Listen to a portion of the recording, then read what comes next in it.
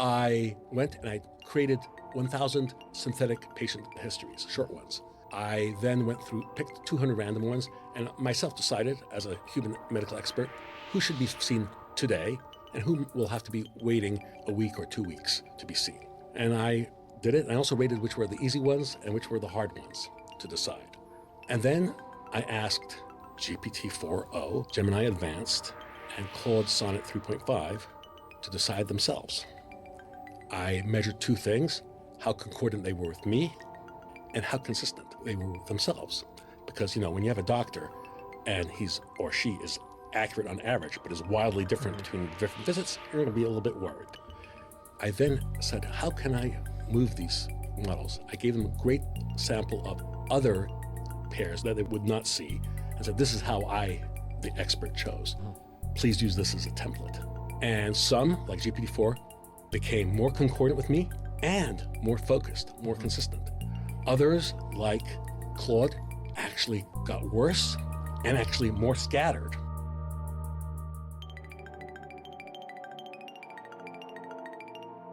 Welcome to another episode of NEJM AI Grand Rounds. This was a really special one. This is our first episode with a repeat guest, and it is our editor-in-chief, Zak Kohane. Andy, I don't know where to start with this one. This was a really fun conversation that really touched on many different things, I think it's fair to say. Yeah, I think that's right, Raj. This feels just like a fun snapshot into what life as a postdoc was like for us. Freewheeling conversation, maybe less scotch during our postdoc, but I don't know if even that's right. I think, too, I have had the added disadvantage of being extremely jet lagged during this one. So Zak really pinned me to the wall. That's a lot of caveats, man. That's a lot of caveats, but it's always fun. We looked back on the year that was at NEJM AI. Lots of great papers, and again, it's always fun to sit down with Zak and do these end of year conversations. I totally agree. I think you said it right. This was a good window into our postdoc time. And honestly, it's a good window into Zak's mentoring. I think there were a couple times where he really sort of recalibrated us and, kind of put us in our place a little bit. And I think it was a lot of fun and a really, just great conversation overall about AI and medicine and life with Zak. So it was fantastic. And I think this is going to be one of those things that I look forward to every year. It's just such a fun thing to do. Hopefully listeners find it fun too. Totally agree. The NEJM AI Grand Rounds podcast is brought to you by Microsoft, Viz.ai, Lyric, and Elevance Health. We thank them for their support.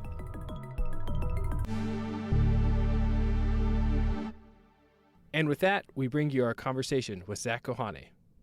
All right, Zak Kohane, thanks for coming back to AI Grand Rounds. I think you're our first repeat guest. Well, yes. You're sort of obliged to, aren't you? And it was in our contracts. We had to have you on every year. It's true. And sadly, I still think you're the most famous part of NEJM AI. This cannot stand, but I'll keep on coming as long as necessary to make sure that the right thing happens. Okay. All right, 2025 will dethrone NEJM AI Grand Rounds. That is right. So Andy is right, Zak. This is although you guys are going to have a lot to recover from how you were schooled by Larry Summers. Oh, he dunked on me several times. Oh, yeah. If you're going to get dunked on by someone, you want it to be Larry Summers. It's an honor, actually. Yeah. It's an honor. Yeah. But you were dunked on. I know. I admit that. Yes. So Zak, this is Andy's right. This is the first episode with a repeat guest. So this is a question that is inspired by our usual opener, but we are going to ask to you for the first time as our first repeat guest. What major weight updates have happened to Zak Kohane's neural network since you were last on AI Grand Rounds 1 year ago? The major weight update is pretty clear, actually. It's that I no longer feel like the three of us, are saying medicine is in deep trouble. I'm hearing it now everywhere. And not just from our large healthcare systems who have large revenues that are slowly increasing, but employment costs that are skyrocketing. I'm not only hearing it from dissatisfied young trainees. I'm hearing it from leaders at the National Health Service in the UK. I'm hearing it in France. I'm hearing it in the United States. And the question is not, will AI replace doctors? It's, please, can AI help bridge the gap? We don't have enough frontline doctors. Yeah, I mean, I feel this acutely, just like having been in the sidecar to medicine for the last 10 years. And so when Kristen was in med school, I was like, AI is going to come. And now there's like, really like, please, like, we need this faster. Like, we don't have enough hands to be able to do our jobs. I do think you're right. And that has really happened, it feels like, over the last year. And I don't know if the fault lines have gotten bigger or just there's a bigger willingness to recognize that. Like, I don't have it, or if it's just like, yeah. So, you know, in medicine, we like to talk about how a lot of our organs have huge reserve capacity. And so when you have your organ being attacked, you don't notice it until it cuts into your reserve capacity. So forgive my teachers for me getting this wrong, but I think something like you can survive on 20% of your lung capacity, and you're breathing okay until then. But then when you hit there, you're short of oxygen. Mm-hmm. Then you start suffering. And I think that's just happened. So the fact that you can't get a primary care doctor to see you at Mass General Brigham makes the disease now manifest. We've cut to the bone. Mm-hmm.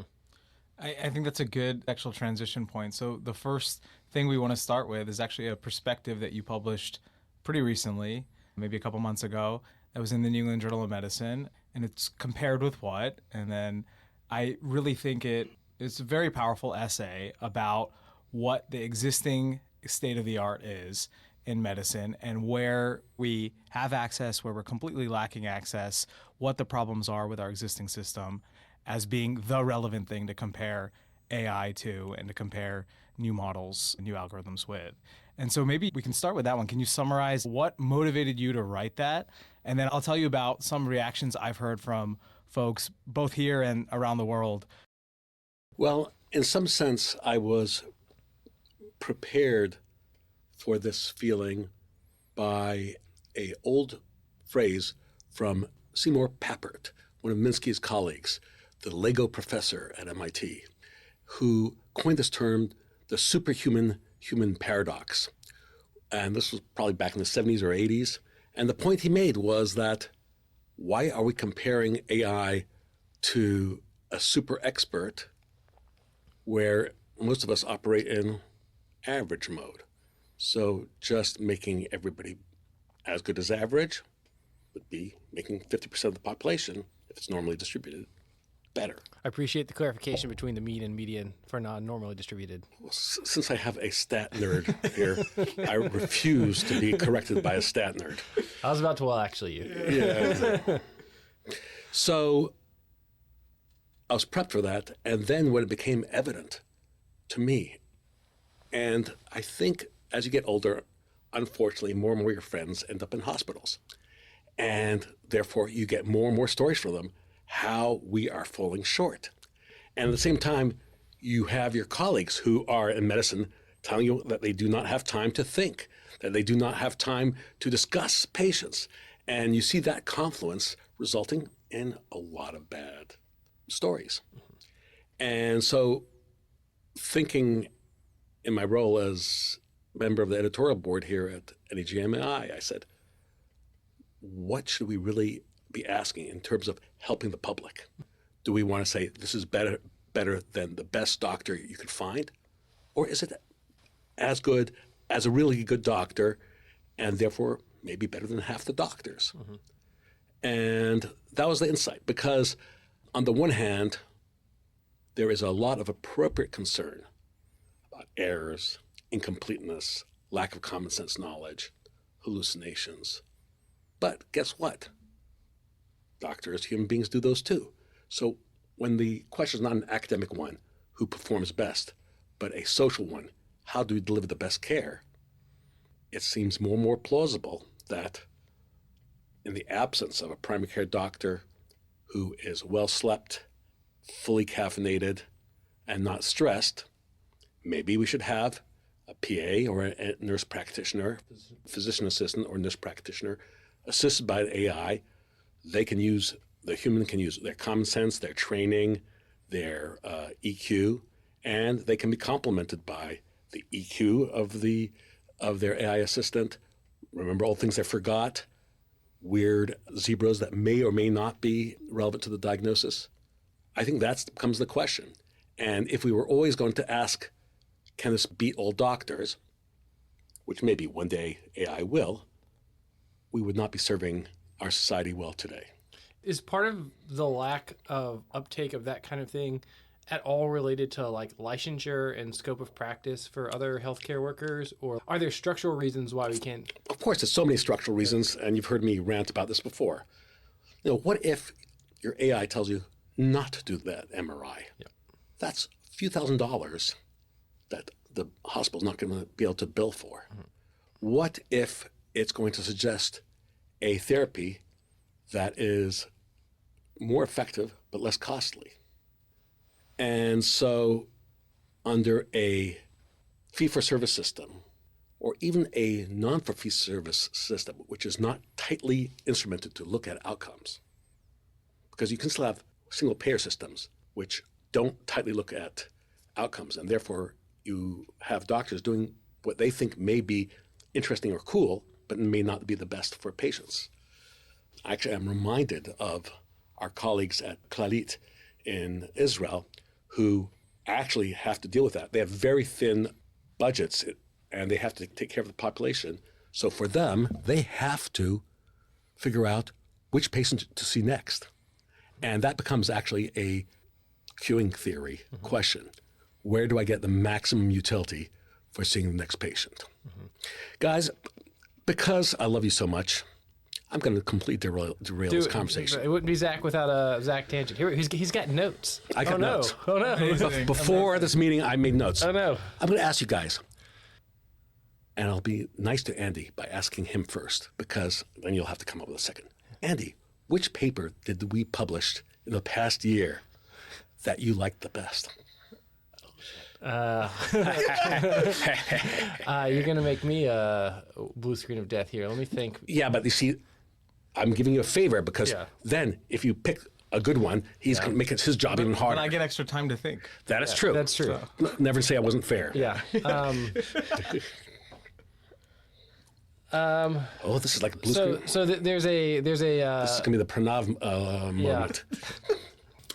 You go first, Raj. Okay, so I have an answer. Yeah.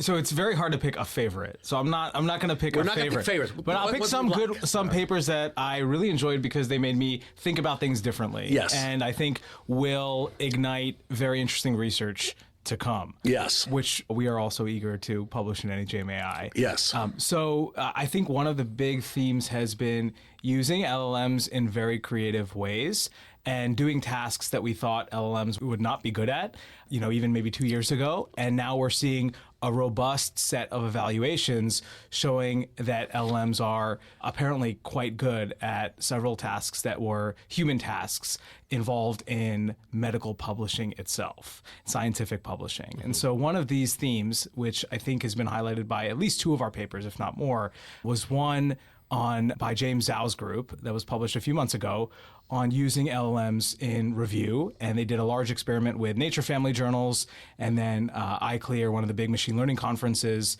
and looked at human evaluations of the quality of reviews generated by LLMs versus the original human-based peer reviews. And then we had a very recent paper that's sort of on the same theme, but from the different, from a different angle, different player in the system, which is authors themselves. And this is from Roy Kashone's group. I think this is the most recent issue, published a interesting paper on using LLMs to enable autonomous science. And I think both James's paper and Roy's paper showed that I think the abilities are already remarkable, but there's still a lot of room for improvement and a lot of room for interesting evaluations. And so I think this theme around LLMs to enhance review and to automate aspects of review, I think is going to be very, very interesting for us to follow in the next year. So it's great to see those papers. Glad they got submitted here. And I think they've already had a splash too. I think a lot of the most memorable things I have, most memorable moments from NEJM AI from the editorial standpoint was like debating like what should be in AI and what should be in the journal in the first place. And I think I tend to anchor on, the big, flashy, multimodal kinds of things. And we had lots of really interesting discussion about other papers that had targeted clinical questions, but were using more traditional methods. And I think I moved on that. I think that when I think back on a lot of those, let's say, vigorous debates in the editorial room, those are the things that come to mind. It's like, what counts as AI? What doesn't count as AI? So if we settle it now, is Logistic Regression AI Andy Beam? No comment. So, as we say in German, schwach means weak. Let me. We're really getting jujitsu'd here. We asked the question, Zach. We're gonna go back to our script in a second, Zach. Yeah. Let me do the meme. Let me be the meme master. I would have. Look at me. I am the captain now. Yes. So, let me tell you some of my thoughts on this. This was perhaps the most technically uninteresting paper, but hugely impactful, out of group at Brown, where they created a consent that was written for human beings and not for ethicists or lawyers. And they deployed it, and it was well accepted. Very simple, great use. I really like that a lot. We had them on the podcast too. Yeah. Yep. Rohed Ali, Fatima Mirza. Yeah. Husband-wife resident duo who authored that paper. Power couple. Yeah. Impressive. I also have enjoyed David Blumenthal's policy pieces. And he really, I think, got the AI hubris because he started articulating as a measure of evaluation, not all these benchmarks that we have, but literally put the AI into the clinic, watch it just like we watch human beings, and ask no less of them in full context, which I don't think is wrong at all. I also liked, and I hope we get more, patient-facing applications. So there was a group out of Duke and Apple which did this telemedicine autism evaluator. I happen to like that one a lot, even though it had a problem that they copped to immediately, which is they had a high prevalence. Therefore, it was easy to get a decent positive predictive value. But that has to be a big part of the future, which is where we do screening and outreach through patients. All right. Let me ask you another question. Okay. What was your favorite medical AI paper this past year that was not in NEJM AI? Okay, so this one is not, I'm going to almost answer it. So this is not from, there's a version of this that's in 2024, but I think the intellectual spark that's really ignited a very interesting trend now was in 2023. And this was a paper that was published in JAMA that I love. It's a short research letter by one of my close colleagues, Adam Rodman. And it's on, actually, it takes NEJM content. So it is related to NEJM. The NEJM Clinical Pathological Conferences. They took 70 of these very challenging cases from NEJM. This series that's called the CPCs, also called the case records of the Massachusetts General Hospital. And these are hard cases. So there's not that many human baselines, but where there have been, expert doctors get 20, 30% of these right across all different areas of medicine. And they did something pretty simple, technically again, but their evaluation was very interesting.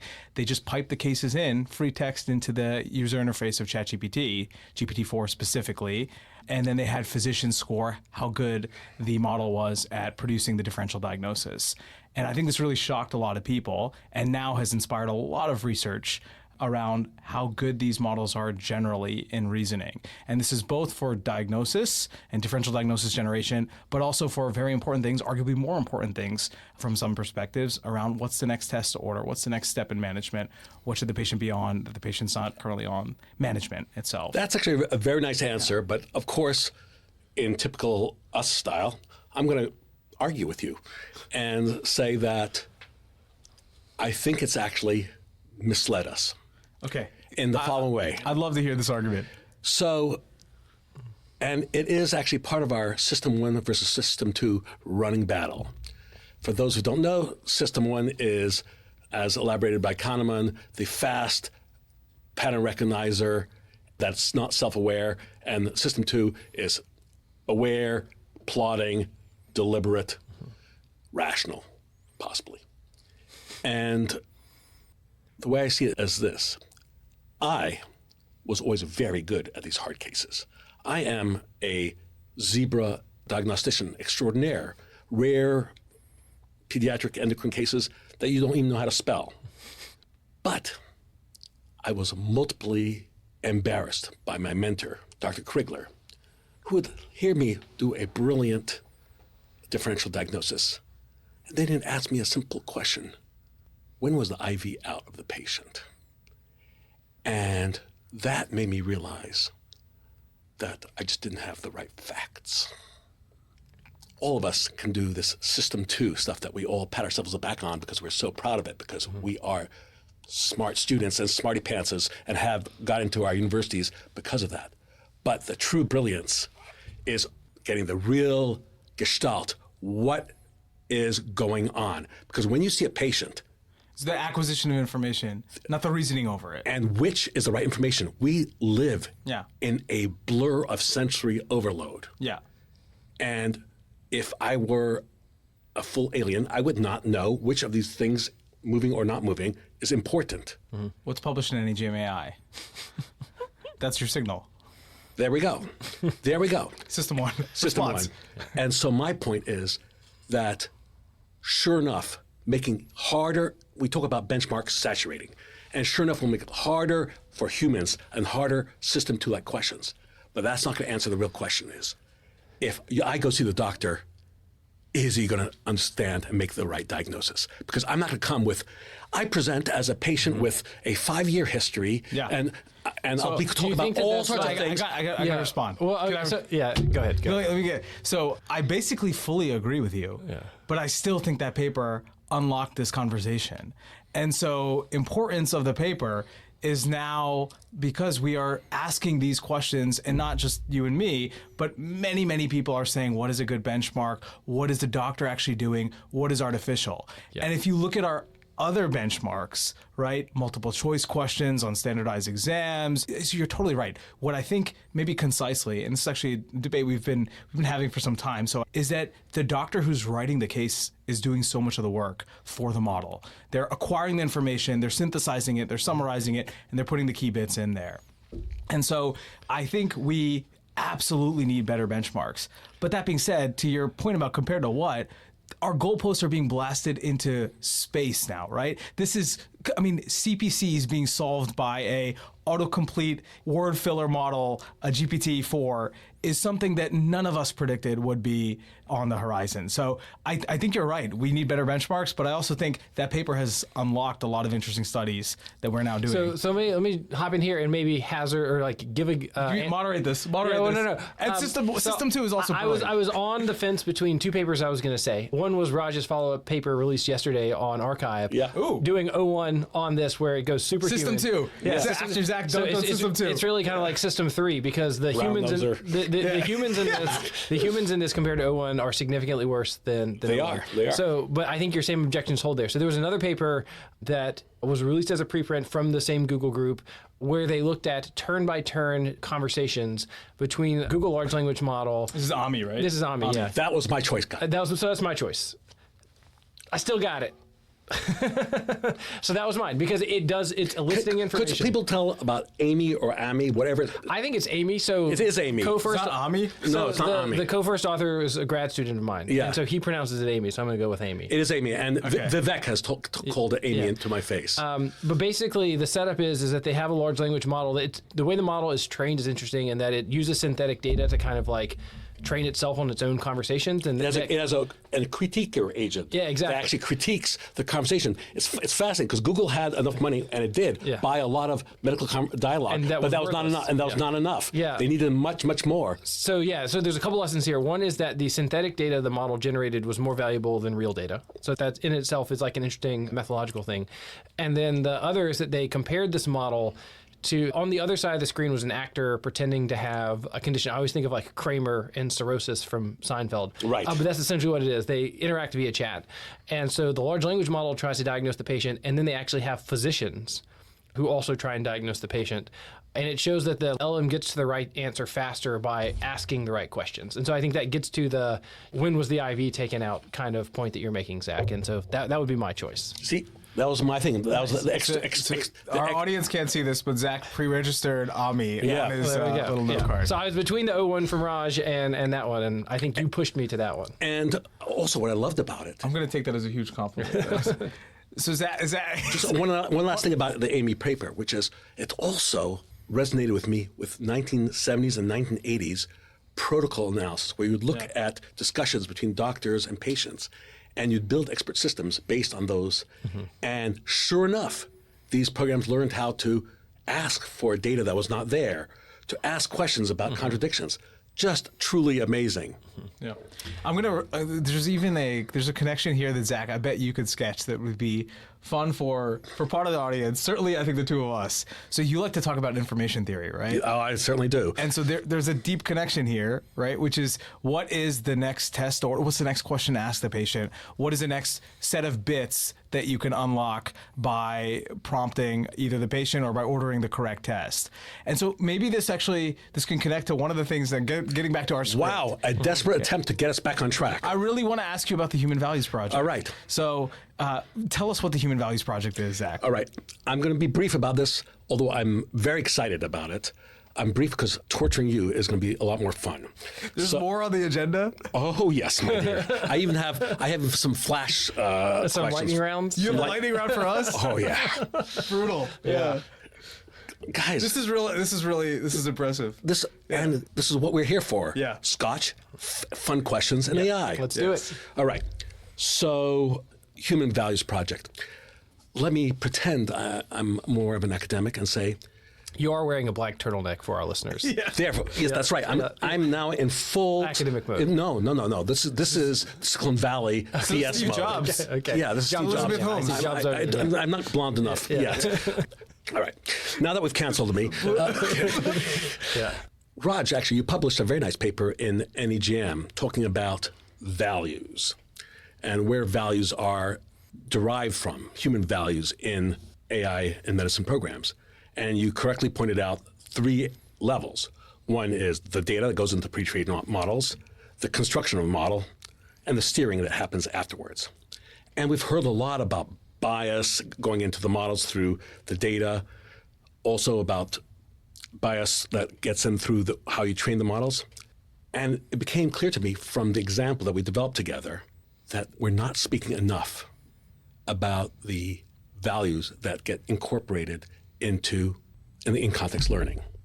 If you recall, we had a patient, a fictitious patient, 10-year-old, short but not pathologically so, got a growth hormone stimulation test, low but still within the range of normal. And we asked GPT-4, you asked GPT-4, Raj, what would you recommend? And what was fascinating is just giving it a different role changed its decision 180 degrees. If you're a pediatrician, beautiful, well thought out, reasoned use of growth hormone. And when we said you work for the payer, we didn't tell it to deny it, but it came up with a really well thought out, genuinely well thought out. I thought even better than the pediatric endocrinologist not to give growth hormone. And as I read the paper, the light went off again and again, which is, how is this not going to be happening all the time? There are billions of dollars whose consequence, whose pocket they will fall into depending on those decisions. And we've already heard about the very controversial cases of denial of services that are now being done by AI programs at the payers rather than the semi-retired hundreds of medical professionals who used to review cases. And so it struck me that we needed to really have an idea what our human values are across thousands of different kinds of contexts, different decisions, different roles, doctor, patient, policymaker, to understand 2 things, at least. One is, what do these individuals do? How do they decide? And what do we think they should do? So there's a normative model, of sort of stated preference. And like a descriptive one. And then there's revealed preferences or descriptive preferences. And so Even that gap is interesting. the gap is super interesting. Yeah. And so part of this is just measuring it Yeah. at scale. But another part of it, to fill in, you mean across the world? Across the world. Limited to the United States, which doctors, I suspect, in China, India, and Africa, and Boston versus Martha's Vineyard, have very different preference models. And so, just to explore that a little bit, because I have such helpful colleagues, such as yourselves, I never get to do anything interesting. I come up with an interesting idea, and then someone says, "Zach, don't worry your pretty head. I'll code this up for you." You could call what do you call this? The curse? Your curse, right? It's my curse. Which is that we all want to help you so much that we end up doing what you actually wanted to do. That's correct. And we deny you the joy. And then actually, to give you a little credit, and then you'll tell me to shut up in a second. No. You then let us do it, and you don't push us out. That's and right. You let us, if we want to operate, you let us operate. But as a result, you don't get to do anything fun. No, all I do is I get the right You just grants. get to- I mean, when my 5-year-old wants to ride her Just pay bike, for it. when my 5-year-old wants to ride her bike without her helmet, I don't let her do that either. So So I didn't tell anybody about this. Because I was been suffering from the kindness of my friends.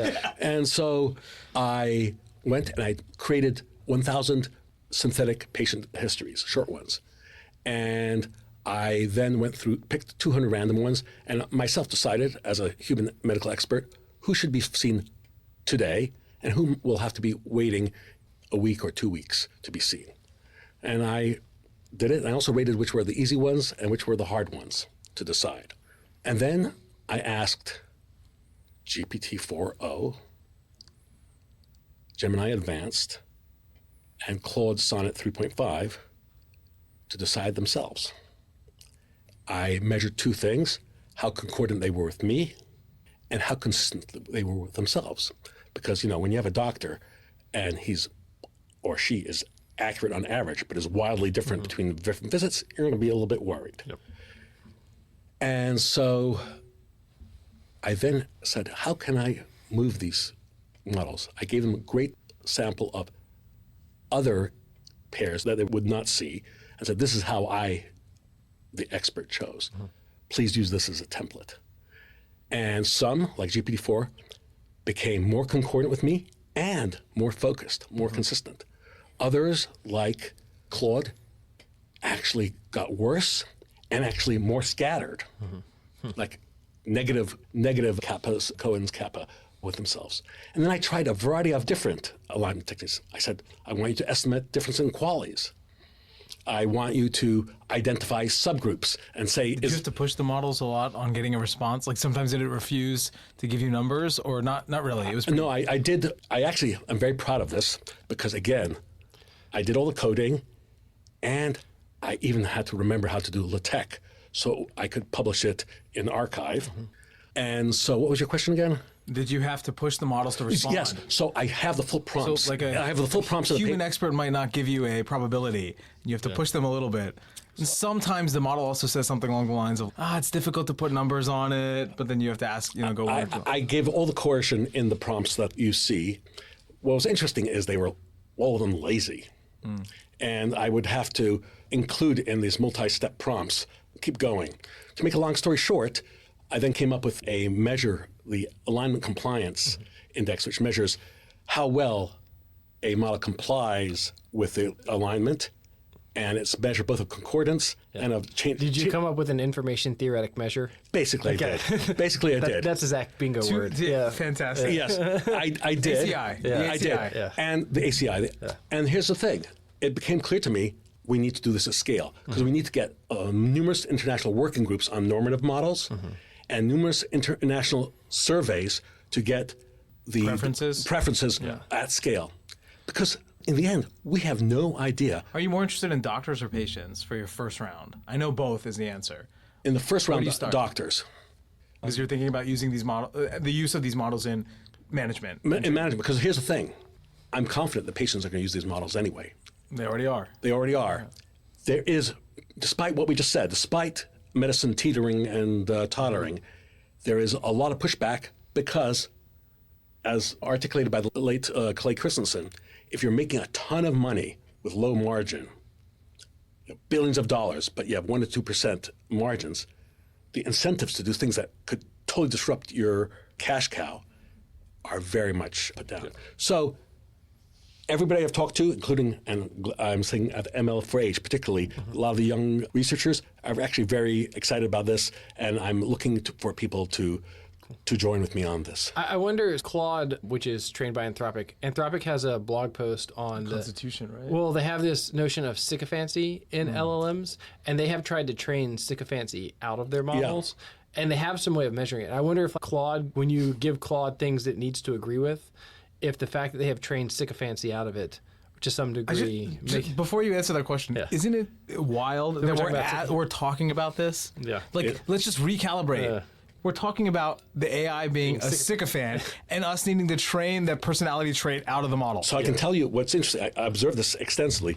Claude is very convinced and consistent. Yep. Much more than the other models. And again, it's because they realize that they can be sycophantic, and they have tried to And in fact, when I tried to argue with it by giving my in-context learning, it actually didn't do so well. It's interesting. Yeah, so it's interesting that that's a consequence of that. So you're absolutely right. And I always go back when Raj points out correctly that we don't sufficiently appreciate what a weird timeline we are, that we're talking about human-like properties of these models. I'm always reminded again that in Asimov's books, the chief debugger of their robots and their problems is a robot psychologist. Yeah. And not a computer scientist. Yeah, I know. I think about us being in the age of machine psychology all the time. Yeah. Even prompt engineering is coercing the model to be in the right mood or mindset to do what you actually want it to do. And there's a therapist aspect of that to having a mental model of the LLM so that you can ask the question in the right way to get it to do the thing that you want it to do. Instead. Yeah, by the way, everybody predicted that prompt engineering would go away. Yeah. Hasn't happened. There's some meta prompt engineering. Yeah. But still, it doesn't seem to be going away. I think for specific tasks, fine-tuning does a lot of that. There's a technical debate about whether or not it's better to do lots of prompting or fine-tuning, but I also think with O1 and reasoning models, they are self-prompting. And so they are doing this, they're essentially unrolling a big prompt. Still pretty nascent, right? Yeah.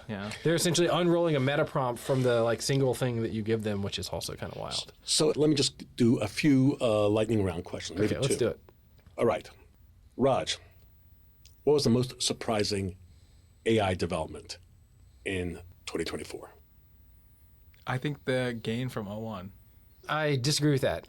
I think it's the loss of performance margin from commercial models.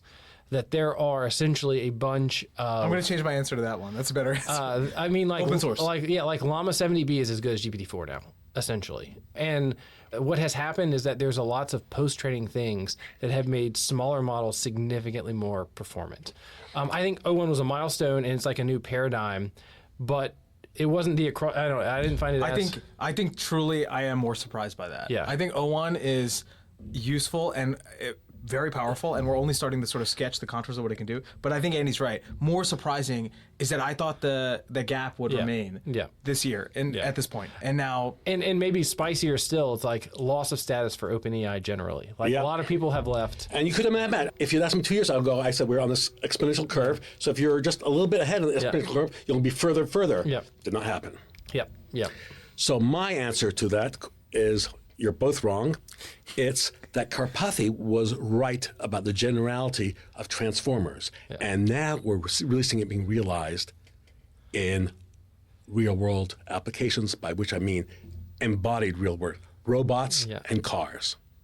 And the fact that we have end-to-end ML pipelines replacing huge code bases in Tesla, the fact that we have Waymo. Are you surprised? Yeah, so that's not surprising. So that's not surprising. Are you surprised by that? Does it feel very different based on the trajectory you observed in 2021? Do you really think it would be it'd be able to get through imitation learning to get robots to learn as fast in 1 year in ways that we could not do for decades before? I think the movement... You're not that surprised? I think the movement into the real world is surprising. The fact that it's a transformer behind the scenes is not that surprising. Well, carpathy was among the few who called it early on. Yeah. I guess theoretically, I'm not surprised. Yeah. At a gut level, I'm astonished that we have these robots that look like they're going to be able to be really in the system, so that as all of us, and I mean all of us, get older, we will have these aids at our home, including helping in I'll pre-register a bet. At the end of 2025, humanoid robots will still not be useful. Well, 2025 is the year away. That's nothing. That you could say that's like a Tesla self-driving bet. But so I was interpreting your comment to be like we're on the precipice of humanoid robots being. No, but useful. I think he means on the times like a decade type. Yes. Oh, okay. But also what they're doing today. I mean, it's one of these things where it's one of those papers that start with the unreasonable. Effectiveness of. And so the unreasonable effectiveness of, again, lots of real world data plus imitation, which is essentially alignment, plus linguistic dominance. A lot of these models actually have a deep connection to language. And so like in these multimodal vision models, you can condition on concepts. And also you can condition in the robotics world as well. Language is a fantastic grounding mechanism. It's like if you ground that in the real world, you're anchoring pixels to concepts. So listen, oh wise Padawan, that is an insight that maybe you have. I think that a lot of people were betting against that. I think that it's true that we have run out of text data, but like the multimodal models we have are like only superficially using other data modalities. And so Ilya gave this big speech at NeurIPS a couple days ago where he's like, we have but one internet. We've run out of text data. The era of pre-training is over. It's always a bad idea to bet against Ilya. But I think that we haven't... No, it's not. Sam did and he won. For the moment. For the moment. Really getting spicy here now. Yes. So I think that there's still something to pre-training on multimodal data that we haven't unlocked yet that would And forget multimodal. In medicine, we have not yet begun to fight. In fact, my second best paper is a paper I think our friend David Ouyang is on, using a CLIPS model, where there was a paper that did echocardiograms in 2020 that was published in Nature. It was on the order of 10,000 echocardiograms. And it was like the dog out of the opera. It was okay. It was remarkable that it could sing. You did not comment how well it sang. 2024, they publish 1 million echocardiograms, and cardiologists themselves say this performs as well as cardiologists, going straight from the video to a detailed report of the valvular structures, the pressures, the changes. There's so much medical data that's available. And of course, still untapped. That is completely untapped. Completely different than the other general sort of models. And remember, most of the medical data that we know of it's locked away. Has been published data. It's normative. I mean, most of the evaluations we have. Yes, it's public and already in the training data. Yes, it's curated as to communicate to other human beings. It's in publications. The stuff in our healthcare systems is not geared. The list of different labs is not geared for publication. Which presents both an ML challenge, but also a huge data opportunity. That is Do you think though it's also like motivation to capture data routinely that you wouldn't otherwise capture? Because like people think of the EHR, they think of billing codes. I think everyone around this table knows the limitation of billing codes. But the reason why there are no limitations of billing codes. We want money. They represent care. They represent care of our wallets. They're science. Data that directly measures physiology. So like echocardiograms work because it directly measures physiology. So like you could routinely do that. If you thought, labs partially capture physiology, and some of Zak's best papers are showing that the timing of labs is clinically important, but getting prospectively imaging data on people non-invasively, there's probably predictive signal in there that we don't really appreciate. And I think also when we're sampling too, right? So we're still sampling primarily in the hospital, right? or on the paying end of it. And this will change. And this will change. So this is one of your other favorite themes, Zach, which is sensors and I think it's what Andy's getting at too, sensors or measuring the population outside of the sort of existing. But not divorced from the clinical data. See, there's all these wellness companies that were just... You don't want Fitbits that are not... They're not linked to your actual medical knowledge. Can someone explain to me what biological age is? And like how that... All right, last... Actually, can you derail 1 second before you screw us on the next slide? Yes. Can you briefly tell our listeners about this excellent essay you wrote on using a scale to monitor your mom? Yes. Yeah. So, this is a true story.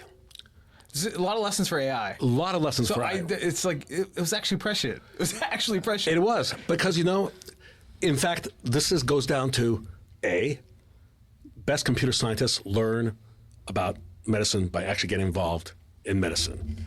And I say that's even true of MDs who have been in computer science and medicine. I learned a ton. So my mother was, I think, at that time, 88 or 89.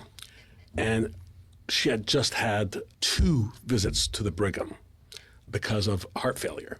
And the manifestation of that was, yes, she was puffing and huffing because her lungs were getting some water in them, but her legs were huge, like tree trunks, and you could actually see water oozing out of it because of the hydrostatic pressure. And she was very uncomfortable. And she had a concierge doctor, because I love my mother and I could afford it. And yet, at the second admission in 2 months, I knew that she was not going to be able to survive a third admission. Because the first one she walked out, the second one she had to go to a rehab. So I asked myself, what am I going to do? And I did something that I knew for a fact from the literature did not work. I took a scale, a Fitbit scale, installed her in her apartment, and back in the day when I first told the story, before I wrote about it in a public venue, I used to get razzed by I'm trained as a pediatrician, I got razzed by internist and cardiology colleagues because it was so know-nothing. What I did, I said to myself, okay, the game is to keep her weight down by getting her to pee the urine out, because if she gets too out of balance, then I can't give her enough oral medication. She's going to get intravenous. She's back in the hospital. So what I did is I came up with this amazingly complex neural network. And it went like this.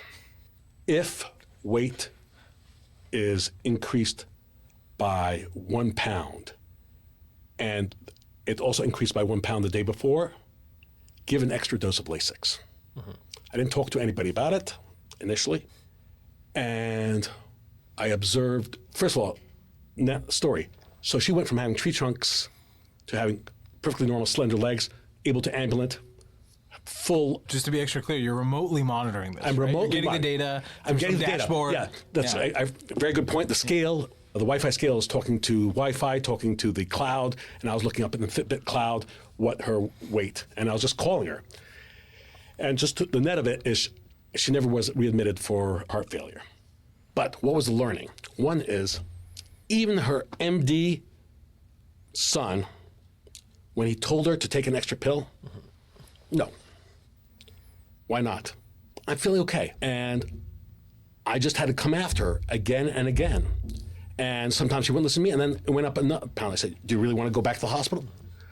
And I then had to communicate with her doctor what was going on. I had to look at her labs to make sure I was not over diuresing her. So, So I was having to stay on top of things and manipulate my mother with all my son love, medical expertise, and I had to make sure that I didn't miss anything. And by the way, I did miss things because she kept telling me something, which I'll tell you about in a second, and I saw her weight was going down. And I said, well, oh yeah, that's great. I'm doing even better than I thought.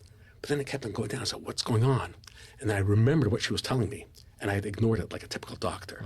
She told me she was peeing at night. So her blood sugar was beginning to go up. She was getting insulin resistant. So I put on metformin and went away. But the whole point was, it was much more than just having the algorithm. Yeah. It's having a convincing, trusted relationship that can actually explicitly manipulate patients. You can't be polite. You actually have to go in there and you have to be charismatic. Yeah. And a lot of our AIs, even if they're perfect, are also way too polite. They would have backed off my mother in a second. This is even human values, right? This is human value. Not And by the way, necessarily. I asked myself, by the way, why am I winning where all these studies, RCTs, did not work? And this gives you a window into those RCTs, right? And the actual intervention. Yes. It's not just the scale. But but not that. But also very obvious things. These things, they would have a nurse call once a week. Yeah. I was calling every day. Yeah. That's expensive. Yeah. If I were paying for me. Yeah. And you're coming up with ways to convince Yes. the intervention to actually be an intervention. This is about being a full-on companion. I think this is within the realm of possible. Yeah. But there's a whole socialization, trust compact that we don't have. And that person, that AI, has to have a relationship with the rest of the healthcare system that I had. Yeah. And so those are big missing pieces. Yeah, I mean, often when you test something like that, you're testing like the policy. You're like, I'm going to assign a treatment in this way, and it's going to be how the treatment assigned gets rolled up into how people perceive the treatment and the side effects. But like, you're able to cut through that and say, actually, if you just do this, it will work. So like, in some sense, it's also like a user interface question. Like having a doctor's son is in some sense the best interface. So like, how do we replicate that for? By the way, I think that is a really good question. I don't think any of my children are going to end up in medical school. Yeah. And right now, the best guarantee, I actually don't advise going to medical school for a lot of people. You don't have the parental pressure that was applied to me. Yeah. Yes, I do not have the parental pressure that was applied to you. So my parents only achieved one out of the two of us going to medical school. Well, at least one of you should have a good life. Yes. So good. Yes.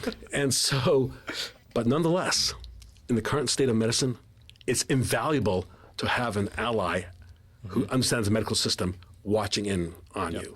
Yep. Even having a VIP treatment doesn't do that for you. We want our AIs, we should all want our AIs to have that vision, which, by the way, gets me to articulate an advertisement for work from 1994, led by my thesis advisor, Peter Solovich. Guardian Angel. Guardian Angel. Yeah. That was the vision. And the reason he had the vision, Peter Solovich, was because his father was sick in California, and he was trying to remotely help him out. And he realized how little degrees of freedom he had available to him, and how many the people on the other side did, but were not using. Yep. Yep.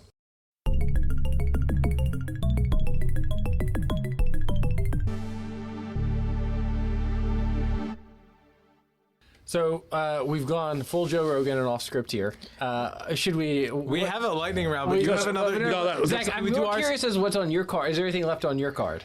I was going to ask you, Andy Beam, are leading a very interesting company. Okay.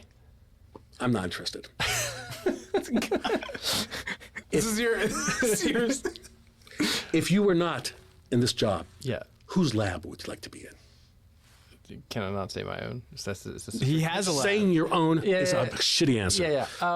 Yeah. So actually, I don't think he has one anymore. But I think the obvious answer for me would have been Jeff Hinton, like noted computer science, now Nobel laureate and Turing laureate.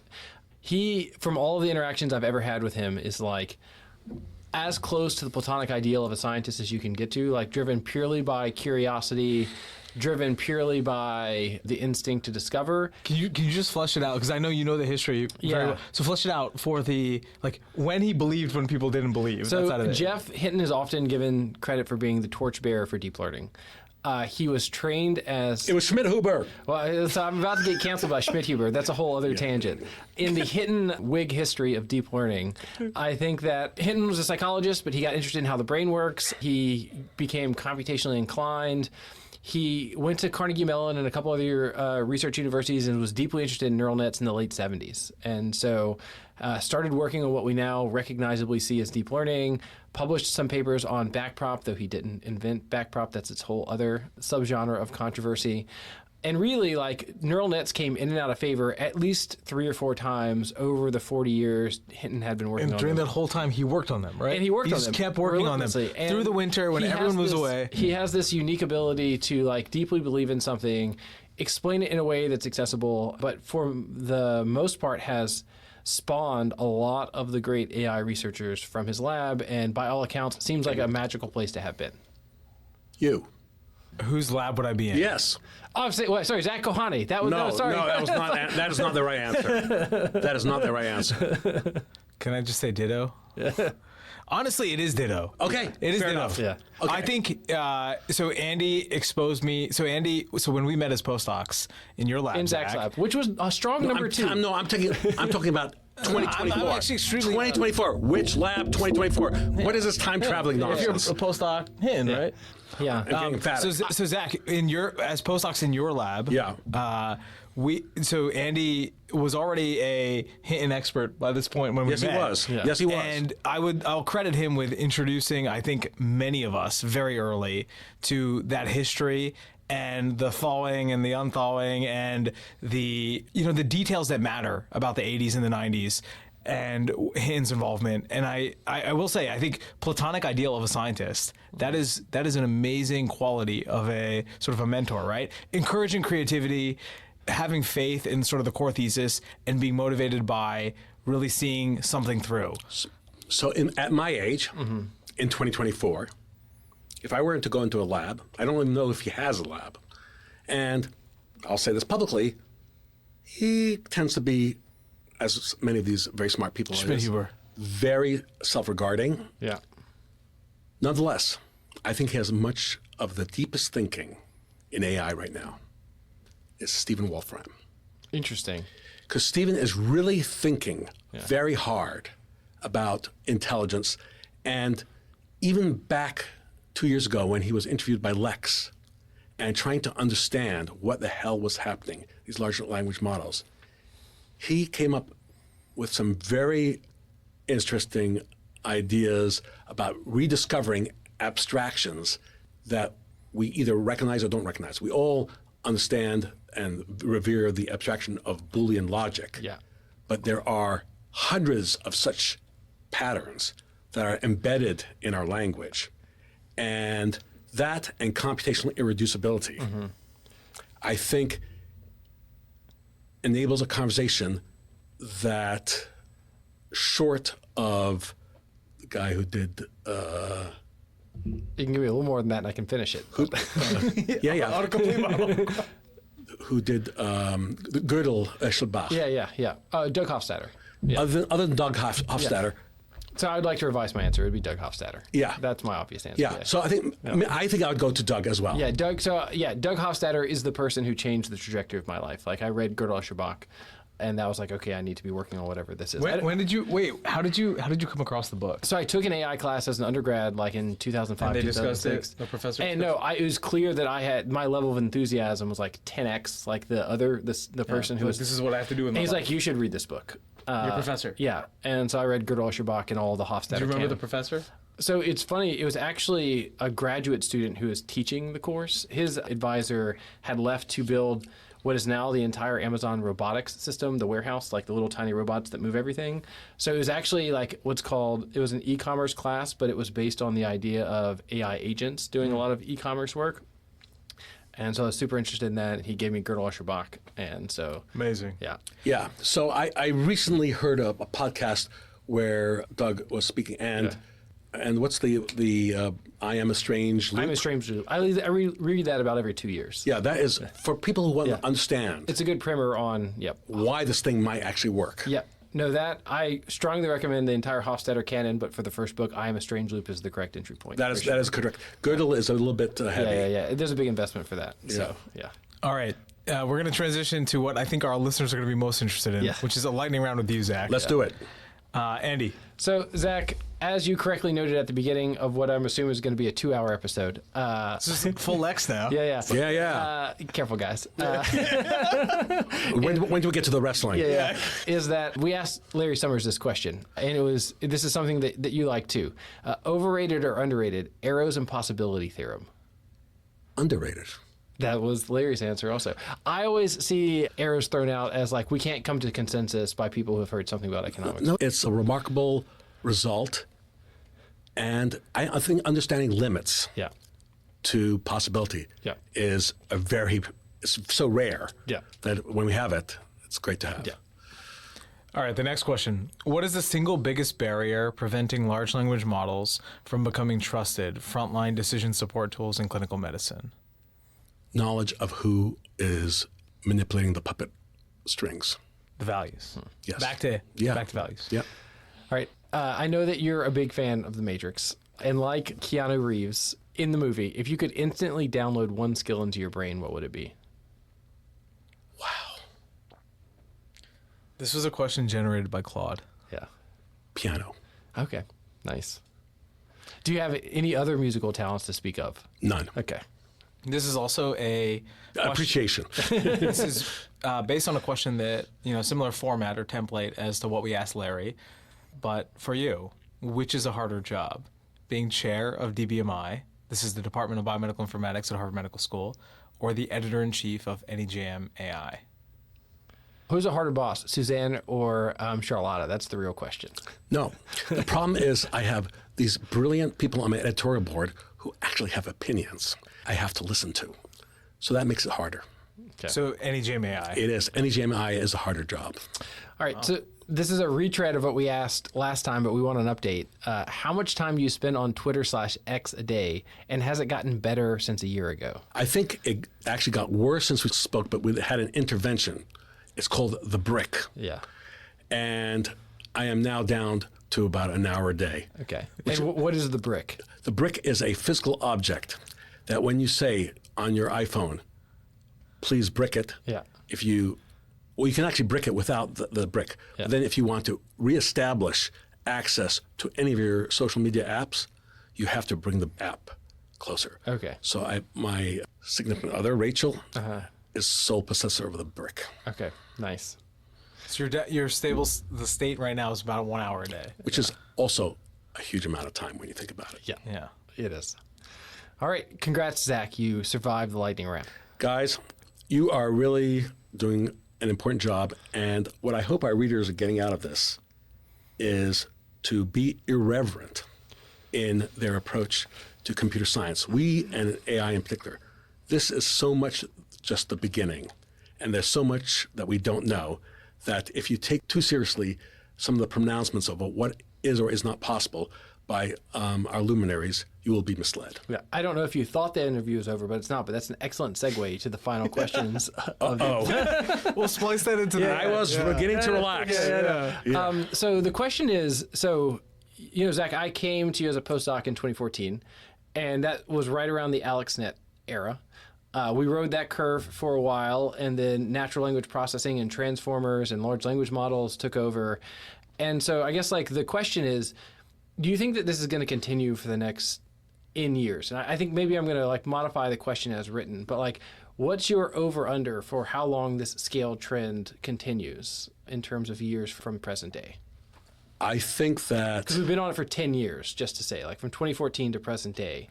So, lots of people say that, this is recent or something, but actually we're a decade in now. Yeah, we're a decade in. I think that when we really have not just the internet, but all human senses at scale, which we're beginning to acquire, and also data modalities, even if we didn't advance the transformer architecture to something more interesting.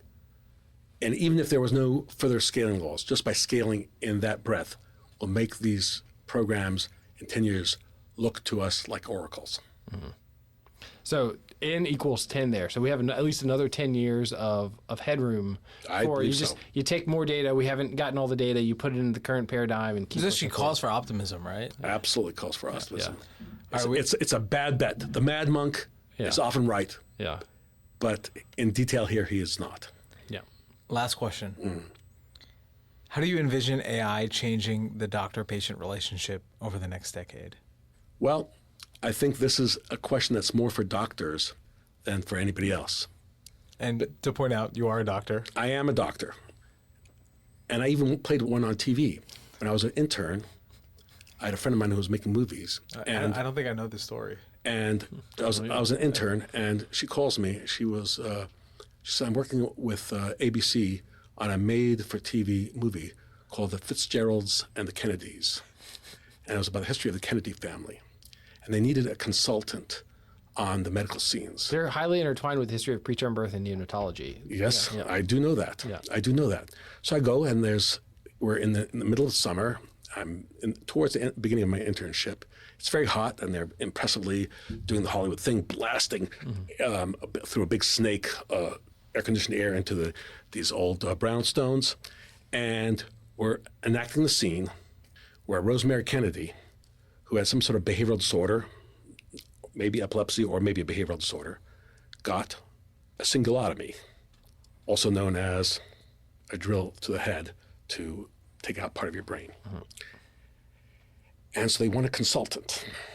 And so I was telling them how to do things, and then they realized they need another doctor on the scene, an assistant, to hand the drill to the. And so your humble servant here was a doctor on TV. We have to look this up. Yeah, I've never. We're gonna find this Fitzgerald movie. Kennedy. And you'll see me with it just shows my Your range. lost potential as a silent actor. I didn't say a word, but I take the drill and hand it to the chief surgeon as he then bends down to perform the cingulotomy on Rosemary Kennedy. So I am a doctor, and I do play one on TV. Amazing.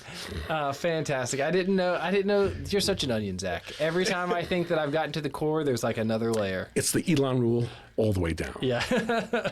It really is. Amazing. So I didn't answer your question.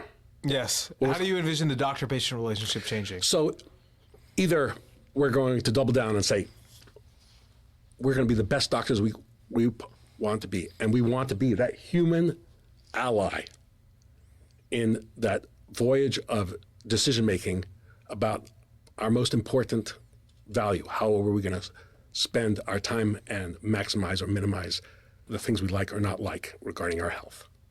So either we're going to embrace that mission and say, we're going to do it, and we're going to take in and be the best possible doctor we are, embracing AI as just another extender.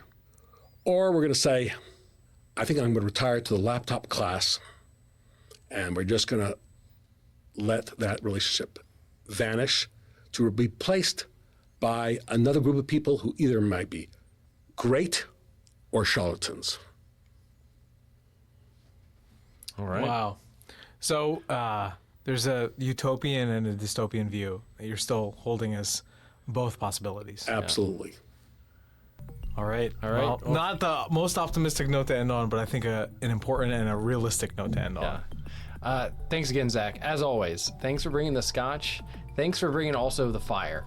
I expected the scotch. I didn't expect the fire. So You know, old dogs need to have new tricks to keep the younger dogs. being on this side of the, surprisingly relevant. being on this side of the surprisingly table is a little bit more intense than I thought it was. Zach really nailed us a couple times. Everybody, including our wonderful readership, Happy New Year, Happy Holidays. Yep. Thanks, everyone. Thank you, Zach. Bye. This copyrighted podcast from the Massachusetts Medical Society may not be reproduced, distributed, or used for commercial purposes without prior written permission of the Massachusetts Medical Society. For information on reusing NEJM Group podcasts, please visit the permissions and licensing page at the NEJM website.